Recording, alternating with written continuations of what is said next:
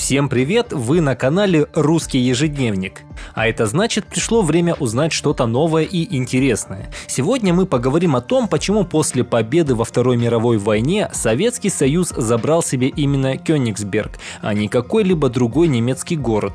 Зачем Сталину потребовался именно этот кусок Европы, причем населенный исключительно немцами, ведь союзники хотели отдать Восточную Пруссию Польше. Это интересная и малоизвестная история, которая повлияла на судьбу города и его жителей. Давайте вместе разберемся в этом. Кёнигсберг – бывший немецкий город, который являлся столицей Восточной Пруссии. В XIII веке территории Восточной Пруссии были завоеваны Тевтонским орденом, и замок Кёнигсберг был главным опорным пунктом экспансии немцев в Восточной Европы. На протяжении столетий эта территория переходила из рук в руки. Она принадлежала немцам, чехам, полякам и русским, и даже французы успели подержать в своих руках Восточную Пруссию. Она нравилась всем европейцам по двум основным причинам. Эта земля является воротами в Прибалтику со стороны Западной Европы. И Кёнигсберг, начиная с XIII века, это важнейший незамерзающий порт, что очень удобно. Со средневековья он активно использовался как ганзейскими торговцами Балтики, так и пиратами. Соответственно, Кёнигсберг, ныне Калининград, всегда представляет огромную стратегическую и экономическую ценность. Ведь незамерзающих портов на Балтийском море не так уж и много, и обладание одним из них усиливает позиции владеющего им государства. Свои права на Кёнигсберг Советский Союз заявил еще в 1943 году. В самый разгар войны, когда стало понятно, что война закончится в Берлине, Иосиф Виссарионович в ходе Тегеранской конференции выдвинул условие, что Кёнигсберг после победы должен отойти СССР. Сталин аргументировал свои слова тем, что у Советского Союза не было портов в Балтийском море, которые бы не замерзали зимой. Непорядок, согласитесь. Поэтому стране и нужен Кёнигсберг. Кроме того, Сталин подчеркнул, что Восточная Пруссия – это исконно славянская земля, а значит, будет справедливым, если она вновь вернется в родную гавань. В Тегеране прийти к единому мнению по поводу раздела Германии не удалось, поэтому повторно вопрос поднялся в Ялте. И лишь на Потсдамской конференции союзники согласились с предложением Сталина передать Кёнигсберг СССР. Изначально город передали во временное владение, но в финальном решении Потсдамского соглашения северная часть Восточной Пруссии окончательно отошла Советскому Союзу. После того, как Кёнигсберг стал частью СССР, возник вопрос, в состав какой советской республики он должен войти.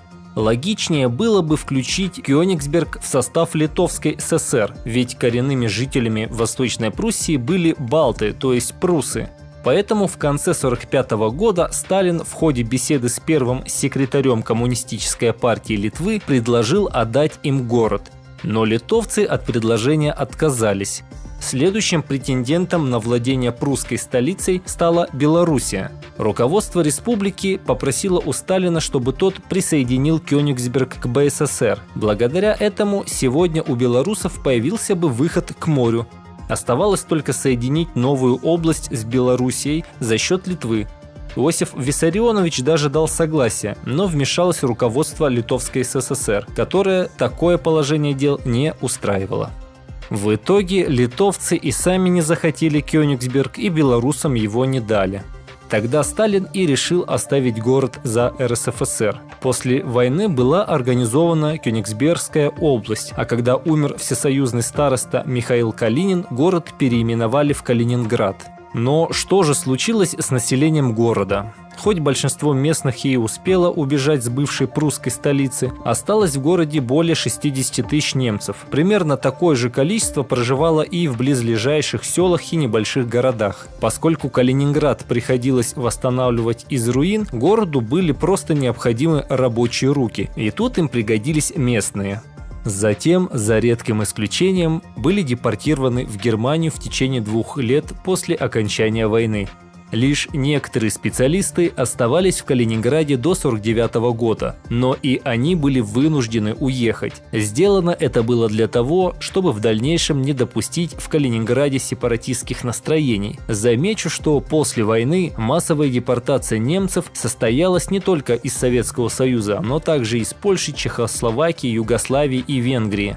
Выселение немцев было узаконено решениями уже упомянутой Потсдамской конференции, где данный вопрос обсуждался победителями СССР, США и Великобритании. Депортация немецкого населения позволила заселить Калининград русскими и превратить его в закрытый военный форпост на границе с НАТО. Включение Кёнигсберга в состав СССР не только отразилось на судьбе самого города, но и во многом определило особый статус Калининградской области вплоть до наших дней. Во-первых, географическое положение Калининграда. Это эксклав, окруженный территориями стран НАТО. Город стал важным стратегическим объектом для советской, а затем и российской обороны. Здесь были размещены мощные военные силы, включая ядерное оружие. Город стал закрытой территорией, куда посторонним вход был запрещен. Во-вторых, экономика Калининградской области была ориентирована исключительно на нужды военно-промышленного комплекса СССР. Здесь развивались судостроение, машиностроение и другие оборонные отрасли. После распада Советского Союза Калининград оказался в непростом положении. Он был отрезан от основной территории России, что создавало серьезные трудности в экономике и жизни населения. В 1991 году область получила особый экономический статус, но это не решило всех проблем. И по сей день Калининградская область продолжает сохранять стратегическое значение для России. Здесь развернута мощнейшая Балтийская военно-морская группировка, а Калининград рассматривается как один из ключевых элементов российской обороны на западном направлении. Это очень не нравится НАТО, зато очень нравится нам и белорусам. Чтобы мы упрощенно к этому не относились, мы должны точно знать, чего они хотят. А сколько у нас все время они вякают про эти Сувалский коридор, сколько тут километров до России, до Калининградской области от наших границ? Ну вот там 42 километра.